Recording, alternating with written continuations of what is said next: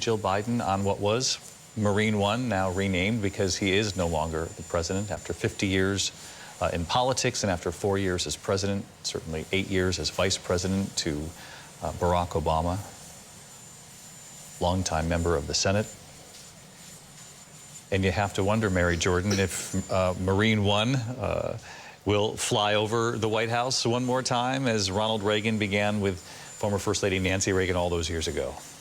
Amy Klobuchar had said that the theme was enduring democracy, and you just saw Jill Biden reach out over and put her arm around Melania, and it seems that there is a big effort here, especially on the Democratic side, to underscore this enduring democracy and to say how different it was than the last time. We didn't have these pictures before because Donald Trump refused to come to the inauguration.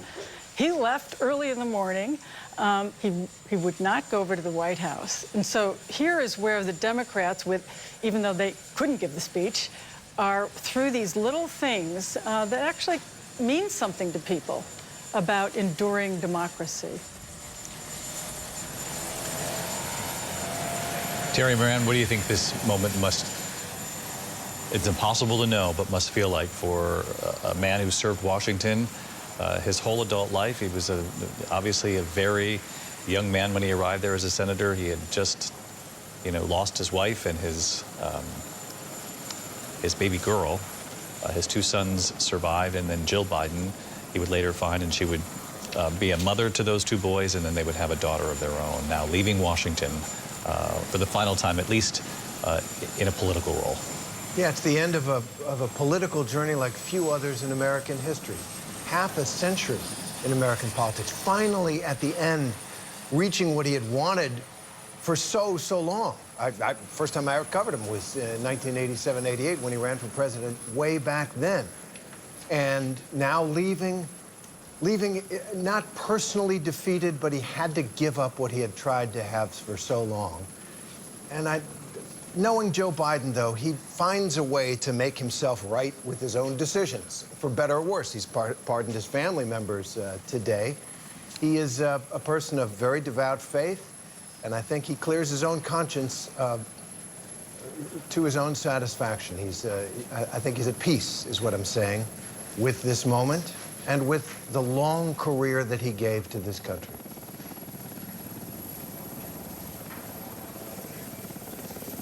Byron Pitts, I know you're watching along with us, Nightline anchor Byron Pitts.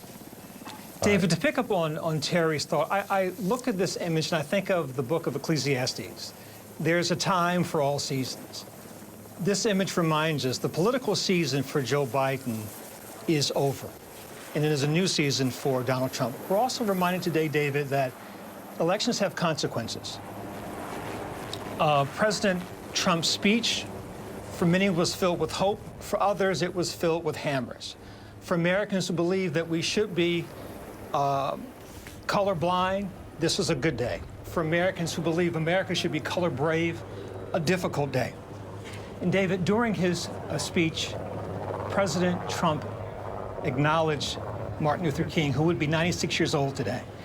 And I think Dr. King is speaking to us on this day. In his final book, Where Do We Go From Here?, Dr. King wrote, "Not bad, huh? We will err and falter as we climb the mountain's familiar slopes and steep peaks, but there is no alternative. There will be agonizing setbacks along the way with creative advances. Our consolation is no one can know true taste of victory if he has never swallowed defeat." I think what Dr. King was telling us then is that in America, there are days in which you win, there are days in which you lose. But the arc of America, which embraces all of us, is always moving forward, is always moving higher. Byron Pitts with us as well as we watched what was Marine One, renamed now since Joe Biden is no longer the president, former President Joe Biden and Jill Biden leave the Capitol. That was the pool shot that they provide, and I gather they've now moved on from that pool shot, Mark?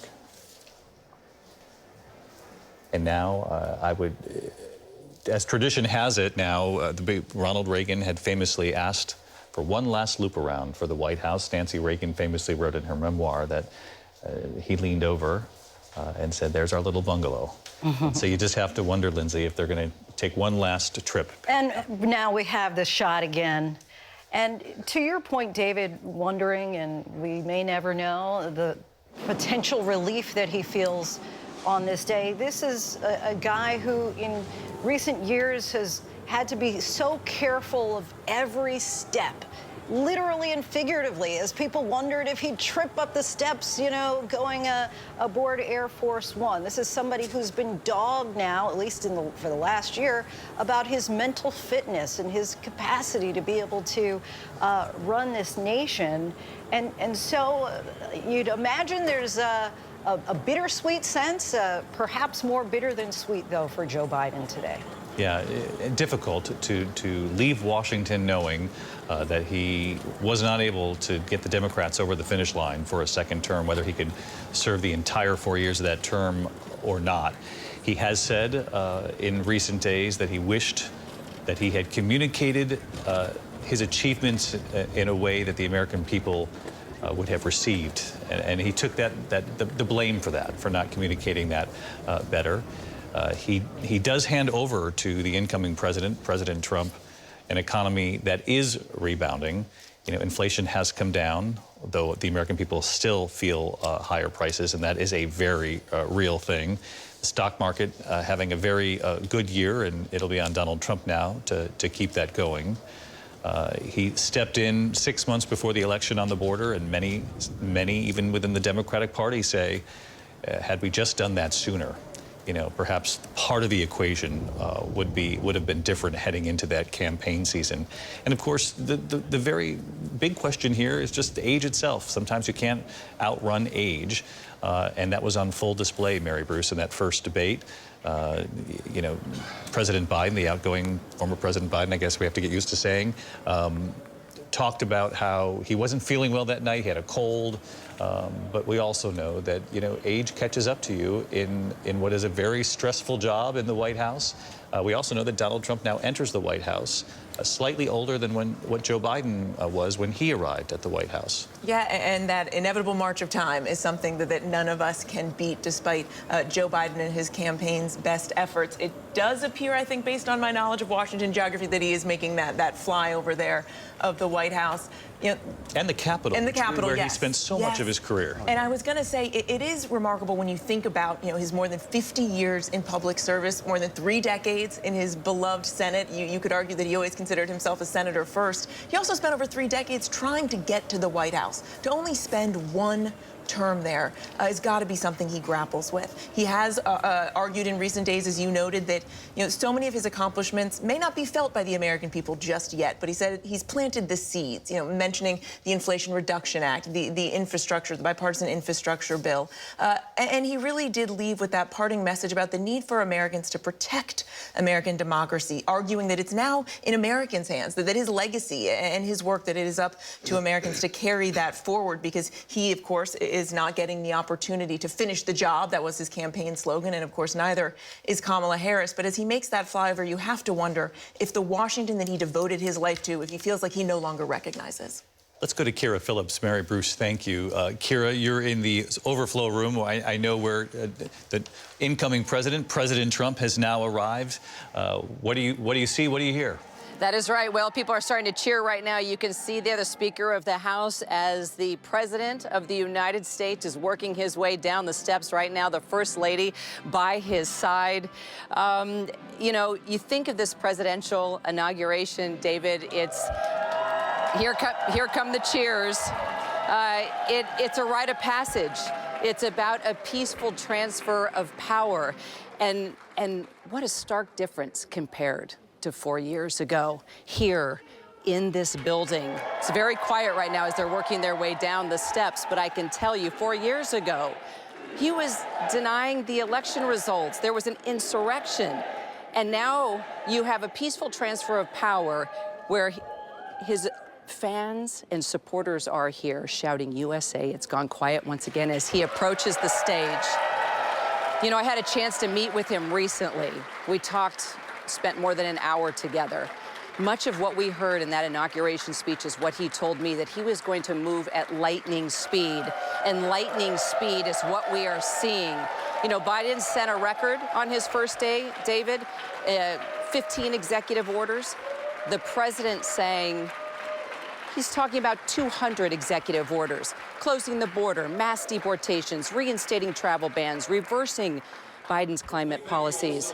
The Vice President now of the United States speaking. Let's listen in. That was a good way to start it off. You know, I didn't know exactly what the president would put in that speech, and I hoped to myself that he wasn't going to hold back, and sir, you didn't hold back. That was a hell of a way to start the next 4 years, but I just want to say from the bottom of my heart, and I know I speak for the president and for all of us, thank you, thank you, thank you for making this possible. We love you. We wouldn't be here without you, and we're going to make America great again together for the next 4 years.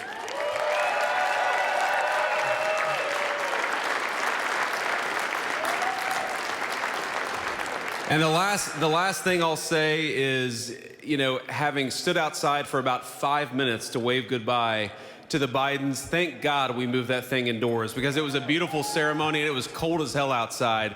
So, sir, the 45th and 47th President of the United States, Donald J. Trump.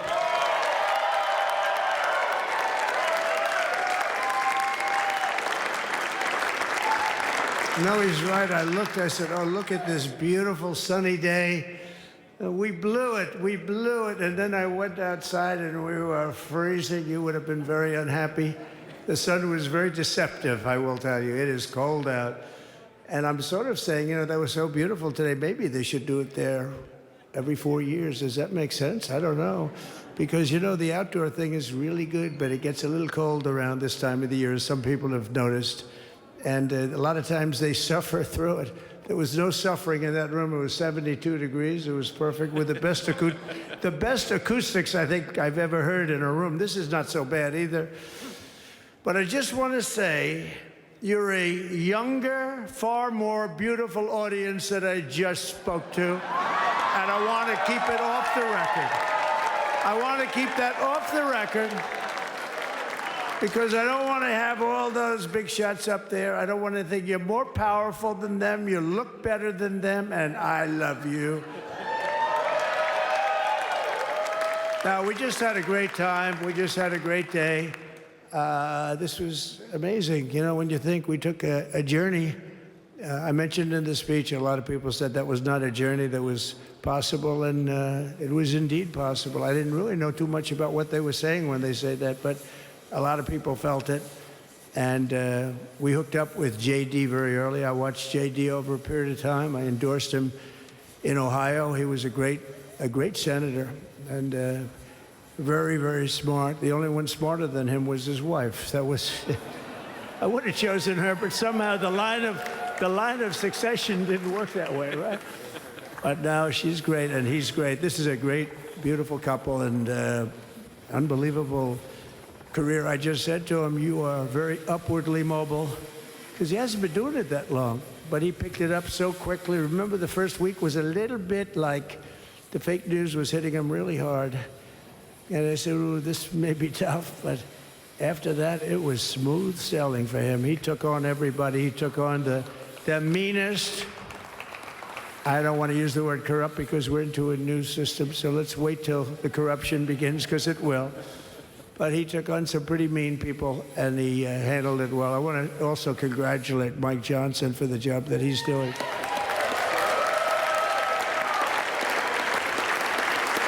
Steve, we gave him a majority of almost nothing, and then I said, to make it tougher on him, let me take 2 or 3 of the people, right? I said, he'll only have to suffer with that for about 3 months. How are they doing, by the way? Are they, is that moving along? Totally uniform. I said, do you mind if I take this one, that one, and a couple of others? He didn't mind. He can handle it. No, he's a man that's liked by everybody. I've never met a man like this. You've got how many is it, 219 or 220 or something? 220. And of the 220, 219 really like him. I noticed he got 1 negative vote once about 2 weeks ago. But I think even 220 like him, if you want to know the truth. And that's very unusual. I know a lot of nice guys in Congress, and they have 35 people that hate him. So if you have 35 people that hate you and you only have 1 or 2 or 3 votes, you'll have 5, I think. But that's going to be like, the good news is when we get to that 5 number, it's going to feel like a massive majority. You can be really nasty to a couple of them at least, So it's going to feel like hitting your head on the wall and stopping. It feels so good to stop, but he's done a fantastic job. And Steve Scalise is, he's our hero because, I was with him. You talk about being shot. I was with him. He got some bad ones, and his incredible wife, and she really loves him. You never know about that. I've been with other people. They were doing poorly, and the wife is like looking at her watch. She can't get out of the hospital fast enough. How's he doing? Oh, I don't know. He's all right. That woman was a mess. She was crying and crying. No, they're going to take him. They're going to take him. I told Steve when he finally woke up, it was a while, too. The doctor told me it was the most blood they've ever transfused in any patient. They've never done anything like it. And here he is, the picture of strength, right? And he's been a great friend of mine, right? With a family, because of a family. And what a job you did. It worked out pretty much better than we even thought, right? And I did have a couple of things, to say that were extremely controversial. And between JD and Melania and anybody else that heard, please, sir, it's such a beautiful, unifying speech. Please, sir, don't say these things. I said, I'm telling you, it's going to play great. They say, you're right. For this group of people, it's going to play great. You're the only ones I hurt by not, but we had some beauties, didn't we, Melania? She said, sir, calls me sir when she's angry.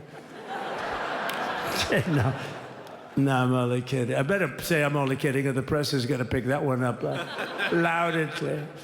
No, but she said, no, I think it would be terrible. It's such a nice speech. I think it's, it all depends on your delivery. How was the delivery? Was it good? But she said it's such a beautiful speech. You can't put things in there that you were going to put in. And I was going to talk about the J6 hostages, but you'll be happy because, it's action, not words that count. And you're going to see a lot of action on the J6 hostages. See a lot of action. And I was going to talk about the things that Joe did today with the pardons of people that were very, very guilty of very bad crimes, like the Unselect Committee of Political Thugs, where they literally, what they did is they destroyed and deleted all of the information, all of the hearings, practically not a thing left. They deleted all the information on Nancy Pelosi having turned down the offer of 10,000 soldiers. You wouldn't have needed 10,000. You could have had 500, and it would have stopped. Because we may have had 1 million people that day, the people that were there. You don't see any photographs, but we have a lot of great photos. But you don't see those photographs. They don't put them in. They show the people at the Capitol. But I was talking about that. I was going to talk about that. They said, please don't bring that up right now. You can bring it up tomorrow. I said, how about now in front of the I'll bring it up right now. This little time delay is good because we're getting great reviews on the speech. Now watch. They'll take the speech and say, I didn't like it because he left there and he talked to people. But we're giving you a little more information than we gave upstairs. But no, they pardoned a lot of people. They pardoned, before we even get to today, they pardoned, 33 murderers, absolute murderers, the worst murderers. When you get the death sentence in the United States, you have to be bad because they don't give it much. And he pardoned almost everybody having a death sentence. And if you went through the crimes that were committed, you wouldn't even believe them, the level of violence, the people that were killed, the innocence of people that were killed and children killed by these people. And he pardoned them for whatever reason. He spared them, but they didn't spare the people that they killed. And, who knows what happens in the future. It's one of the worst because a lot of times they let them out early after that. They say you're going to be in for life, but then all of a sudden they get let out for good behavior and then they go on a rampage. It's one of those little things, right? but I was going to talk about that. But I was really going to talk about the level of, what's going on. Why are we doing this? Why are we trying to help a guy like Milley? Why are we doing Milley? He was pardoned. What he said, terrible what he said. Why are we helping some of the people? Why are we helping Liz Cheney? I mean, Liz Cheney is a disaster. She's a crying lunatic and crying Adam Kinzinger. He's a super crying. I never saw the guy not crying. He's always crying. I looked at him. I remember years ago, he was actually on my side. And then one day, when you don't want to kill people in wars, they turn against you. Liz Cheney hated the concept of not going to war with everybody. Let's kill everybody. Let's spend a lot of money on military equipment, where her father works, right? And, but what she did was incredible. Think of it. They destroyed and deleted all of that information that went on for almost 2 years against Trump. And the reason they did, because it was all false. Like the person that said, I tried to strangle a Secret Service agent. That's one of the toughest human beings I think I've ever seen. I actually had a friend saying, please don't change that, sir. You are the coolest sucker in history. Remember, she said, I put my hands around his neck because he wouldn't go to the Capitol. Made up fiction. And I was rebuffed.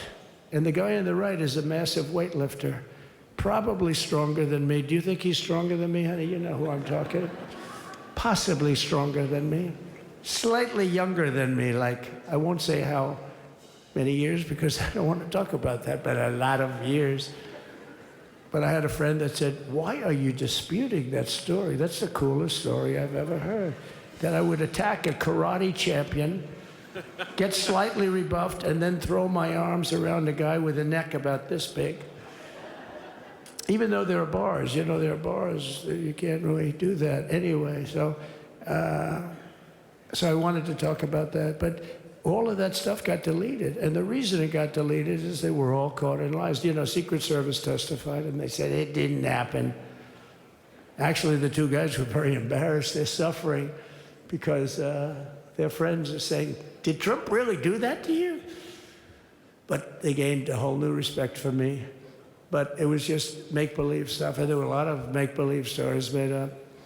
So rather than suffer the wrath, like the story with Nancy Pelosi, I offered her 10,000 soldiers. She knows it. She admitted it on tape that her daughter made. She's a videographer or whatever you call her, which I'm glad she is. Oh, she can't be in good stead with Nancy. But Nancy said it was my responsibility as she's leaving the Capitol. She said it was, and it was. She's in charge of security at the Capitol. But I offered them up to 10,000 soldiers, even more. One time I said more, as many as you need. But you needed 400 or 500. If 4 or 5, you 10,000, that would be more than the number of people there by lot. But we offered her 10,000. Think of it, 10,000 soldiers. In other words, J6 wouldn't be J6. There would have been no J6. But she rebuffed them. She didn't like it. No, she didn't like it. Maybe she wanted that to happen. But she's guilty as hell.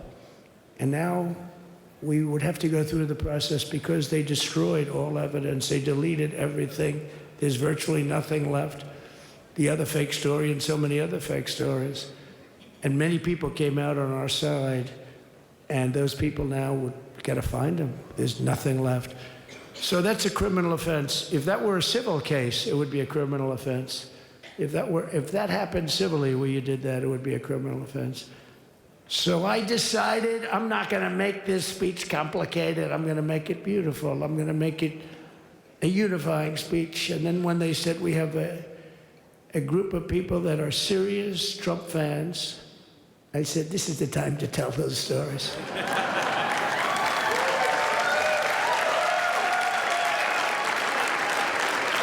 He knows. So anyway, but seriously, I'd like to, I think it was a tremendous success. I think we're very lucky we put it inside because it is really cold. We just went to the helicopter out of respect. It's something that's taken place for a long time. I guess it's as old as helicopters. You used to get into a stagecoach, now you get into a helicopter. Times change. But it's pretty old custom. And it's a beautiful custom, actually. It's a beautiful custom. I wish we could have had a better relationship. I wish we could have had a better relationship between Republicans and Democrats. I was with Senator Schumer. I said, Chuck, I think it's time we all start getting along a little bit because it doesn't make sense. I mean, we literally never get a Democrat vote. They never get a Republican vote, almost.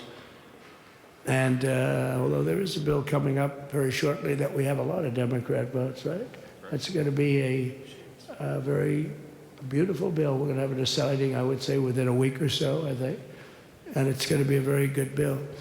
You all know what I'm talking about. So I just want to thank you all for being here. You have been our fans from day one. All these people all over. You've been our fans. This has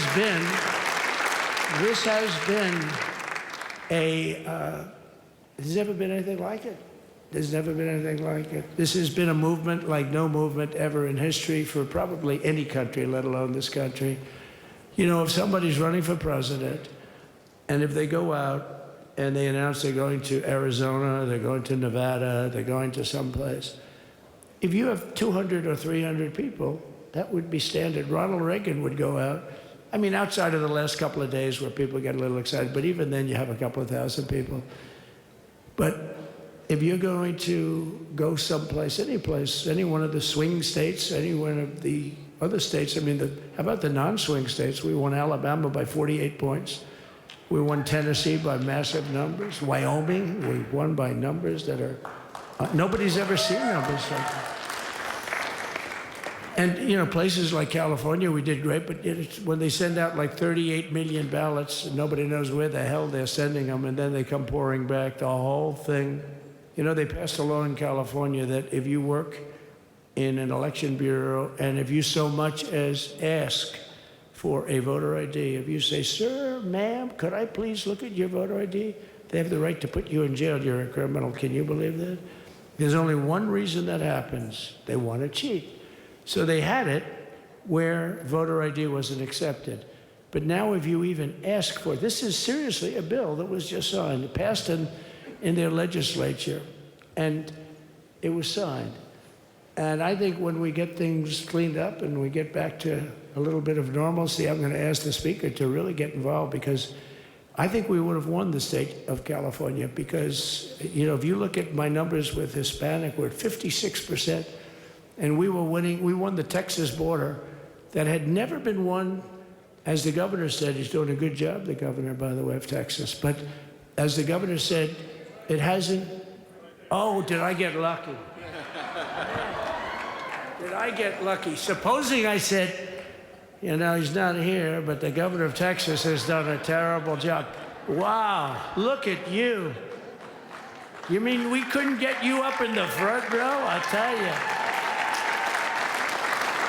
Supposing I said, J.D., the governor of Texas, he's not doing his job. You heard what I said? See, I didn't know you were there. I said he's doing a great job. He's doing a phenomenal job. But now you're going to have a partner that's going to work with you, because you didn't have, not only didn't he have a partner, he had people selling the wall, right? We have a fence structure that we worked on, the governor worked on with me.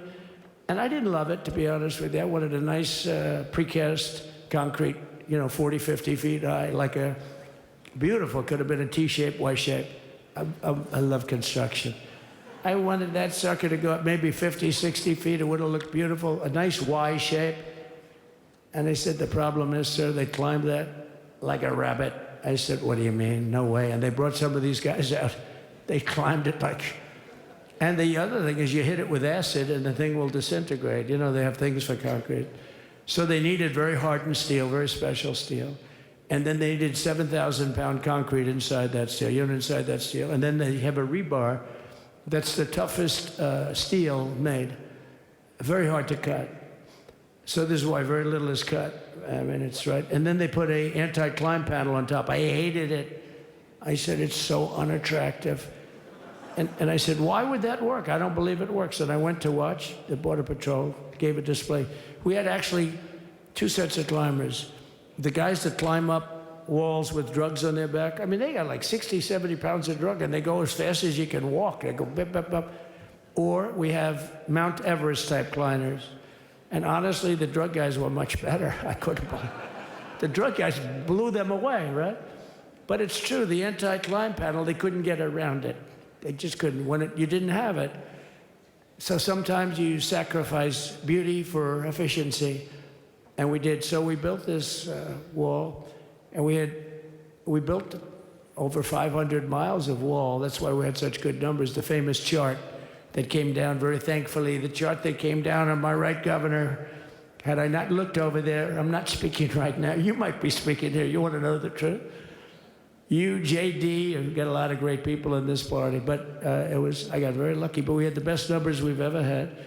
But I bought, you know what happens is when you fill it up, it's like water. You fill it up. Now we have 571 miles of wall. And they would always say, you know, when we renovated a wall, so there'd be like a piece of plywood sitting there for 60 years, or a 2x4 sitting for 60 years on the ground and rotting. Because, you know, and they'll say, you didn't build a new wall. Here we're building 50 feet up in the air, 30 feet sections, 50-foot sections, all steel, all concrete, all everything. And all, by the way, they don't even want me to say this, but what the hell, doesn't take that long time. They're all wired for all of the equipment. We put wires in everything so they can easily wire for all the different types of equipment. And if there's a doubt, we have to wire. Whenever we just look, you just find the wires all over the place up top, so we can just hook it up. We don't have to have wires on the outside, which wouldn't do too well, right? So anyway, so we built an extra 200 miles of wall, and the governor wanted to buy it. He tried to buy it, and they wouldn't sell it to him. He wanted to put it up himself. Could have been done in 3 to 4 weeks, 200 more miles, because when you do it, now they just keep going further out, further out, further out, getting around. So we did an extra 200 miles, and it was all bought. And they announced that they're not going to put it up. And that's when I realized they wanted open borders, and that's when I realized that people are going to come pouring through the wall like nobody's ever seen before. But you've seen it. A lot of you are here because of that. I made it my #1 issue. They all said inflation was the #1 issue. I said I disagree. I think people coming into our country from prisons and from mental institutions is a bigger issue for the people that I know. And I made it my #1. I talked about inflation too, but you know, how many times can you say that an apple has doubled in cost? I'd say it, and I'd hit it hard, but then I go back to the fact that we don't want criminals coming into our country. We don't want the jails of every country in the world virtually being deposited into the United States, and that man had to suffer with it. And he did an unbelievable job. I'll tell you, he was a very popular governor, but now he's like an unbeatable governor because of your border policies. He was fantastic, and he really was. So. Governor Abbott he's a great man, great leader, and but it did make him very more. Did you do it? You didn't do that for politics. You did it because you wanted to do the right thing. But I'll tell you, it sure as hell worked for politics too. It's self-preservation, that's right. But no, because the people are demanding it. The people of Texas are demanding it. The people are demanding it all over. So anyway, so we built it, and they wouldn't let us use it. They wouldn't let the governor use it. And other governors, they wouldn't let him use it. But he was the leader of the pack and did a great job. And then we heard about a month ago that not only wouldn't they let us use it, they were selling it. They were going to sell it for 5 cents on the dollar. Now, 5 cents on the dollar then, but today it would cost more than twice as much to build because we bought it like 6 years ago. And it was just sitting on the ground, and that does not do well for the whole thing.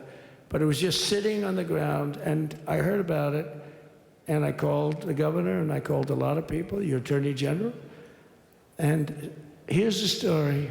They were going to buy it, and these are great business people. They were going to buy it for 5 cents on the dollar or less.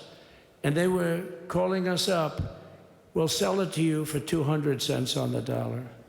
In other words, it will cost you twice as much, so it's 200 cents on the dollar. I said, can somebody explain that to a judge? I mean, how corrupt is that? You'd think they'd say, maybe we'll sell it to you for 20 cents, 30 cents, but not 200 cents. So they were going to buy something for 5 cents, and they were going to sell it to us for a fortune. They were going to make it would be They'd have it down that in Fortune magazine, they'd put it of the deal of the year, okay? You buy something like that. But it was so corrupt and so horrible. And when we told that to the administration, they didn't care. They just kept going forward. They couldn't care less. And they kept going forward. They knew that they were trying to sell it back to us. They would have sold it back to us. You would have ended up buying it. You would have paid probably 50, 60 cents, who knows. But they were going to use it for scrap metal, but then they made a much better deal. They could just buy it and sell it to us for 15, 20 times what they paid. 20 times, think of it, like 20 times what they paid. And we wouldn't let it happen. And the governor with his attorney general, Ken Paxton, they made a fantastic, they're a good lawyer. He's pushed around pretty good by people, right? I said, you got a great attorney general. They should leave him alone. He was with me. But Ken and the governor went to court, and a judge actually became incensed and actually called for an investigation. How could a thing like this happen? So he stopped it. So we're waiting to put that wall up. And now that you have a new president, that wall will go up so fast. The governor will complain, sir. This is Greg Abbott, sir. Please, the wall is going up too fast. Please don't do that. You know the story about winning. No, we're going to win too much. We're winning too much. Please, let's stop. People always love that one. We'll do this with the wall. Governor Abbott calls, sir, the wall is going up too fast. We can't take it. We just can't take it. No, I think you'll be very happy if the wall goes up too fast, right? But we'll get that done, and we'll work with you on that. But it was a great decision by a great Texas judge, right? And it was beautiful, beautiful to watch. He stopped them right in their track. I mean, they were literally loading this stuff onto trucks. It was terrible. Honestly, it was terrible. And he wouldn't take it. So I'm so glad I mentioned that they have a really good governor in Texas. And I swear, I didn't know he was here. I swear to you, it sounds like a setup. I didn't know you would end. Did I get lucky? I said the right thing. Because there have been moments when I wasn't so happy with him, you know? But not too many, I can tell you that. So anyway, it's good to see you too, Governor. Great. But I just want to thank everybody. You've been incredible. I recognize so many of you. It's so crazy. But this has been a long journey. This was a journey that started in 2015, probably started 20 years before that. People used to say, you're going to run for president? You're going to run? And I always said, no, I don't want. And then one day I said, let's give it a shot. And what I talked about then was the border, too. I think it probably was the #1 issue for me. Back in 2015, 2016, I talked about the border. And now I talked about the border, but this border is much worse. We fixed the border. It was totally fixed. There was nothing to talk about. 2020, by the way, that election was totally rigged, but that's okay. It was a rigged election. You know the only thing good about it? It showed how bad they are, showed how incompetent, and frankly, historically, this is a much bigger event. If that would have gone like it should have. The bad thing about it is some bad things happened, like a lot of people in our country that wouldn't be in our country right now. So, you know, that's the bad part. But I will say that it started in 2015, and right from the beginning, we went to the top. Day one, they announced Trump, and Trump went to #1 and stayed there for the whole primary. And then we took on Hillary. She didn't look too happy today. We took on Hillary. A very nice person, but we took on Hillary and we defeated Hillary, and then we did much better the second time in 2020. You know, we got millions more votes. We got millions, like 10, 12 million more votes than we did the first time. No president has ever gotten that many more votes. I got like 9 million more than anybody else had ever gotten, and they said we lost. And because of that, I said to Melania, what do you think? And she said, you want to do this again? And had we lost, and had I thought we lost, I wouldn't do it again, because that's like the ultimate poll, right? But I knew how well we did, and this time we made it too big to rig. It was so big. They tried. They tried like hell in the butt. They tried to do it, and around 9:02, they gave up. Last time they did bad things, but this time they just said, yes. You know, I don't know if you saw, Mr. Speaker, in Washington, they had placards. They were all set to march. They thought it'd be closer. A gentleman asked me, a very respected gentleman asked me yesterday, how come the polls were so wrong? They showed you winning, but not in a landslide.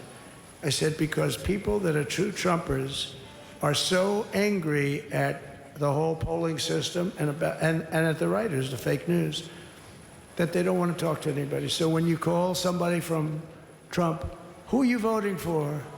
They say, it's none of your business. I'm not telling you. And that was probably 40% of the people they called. So they would discard that one, and they didn't show that. And then when the election happened, you know, the vote came, and it was much different, much higher than, we're going to win, but they really thought, they couldn't believe, the one man said, I mean, it was so much higher. We won all 7 swing states. We won the popular vote by millions of votes, which is hard for a Republican. I'll tell you who came through. The unions came through. The auto workers were great. The Teamsters were great. The firemen were great.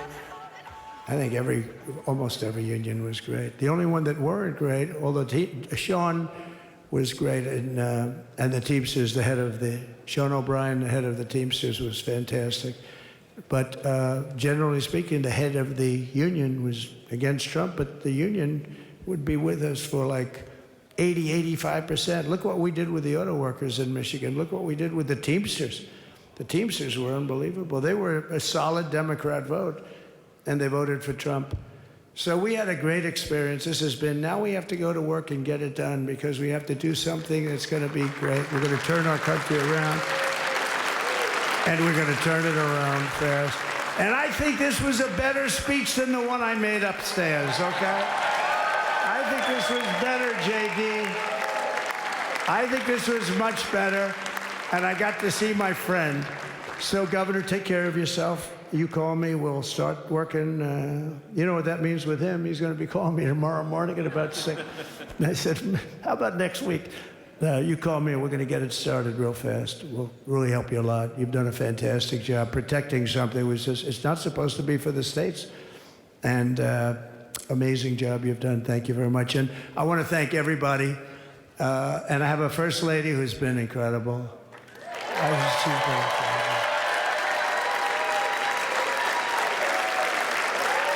I shouldn't say this. I'm going to get hell when I say this, but her feet are absolutely aching. You know, those heels. And we thought we were leaving. We were going home. Sir, would you be able to go down and say hello to some of your other fans that are here? I said, oh, I didn't know that. Wow. Did you get to see pretty clearly the picture, I hope? Good. That's good. But because you wouldn't want to make the same speech again, right? But she said, darling, I love you so much, but my feet are killing me. I said, honey, let me just see how far it is. I asked the person.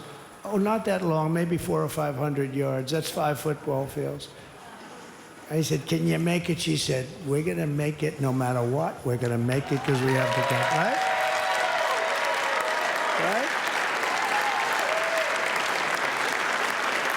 And then we went out to the helicopter, though, just prior to this, and said goodbye. And it's a custom, and the wind is blowing like crazy. And with the hat that she's wearing, she almost blew away. We almost lost off her. She was being elevated off the ground. She almost blew away. No. So we all appreciate it, because she's been a great First Lady. A beautiful and a great First Lady. And they love our First Lady. You know, JD, whenever I make a speech, I see hundreds of times, we love our First Lady, we love, and they do, and they should. She's great. So I just want to thank you very much. I just want to thank everybody. And I felt that, I said to JD, should we give him the A treatment, the B treatment, the C, the D, or the F? You know what the F is? Hello, everybody. Thank you for being here. Bye-bye. I gave you the A+ treatment. Thank you. Thank you all. Thank you, Governor. Thank you all very much. Appreciate it.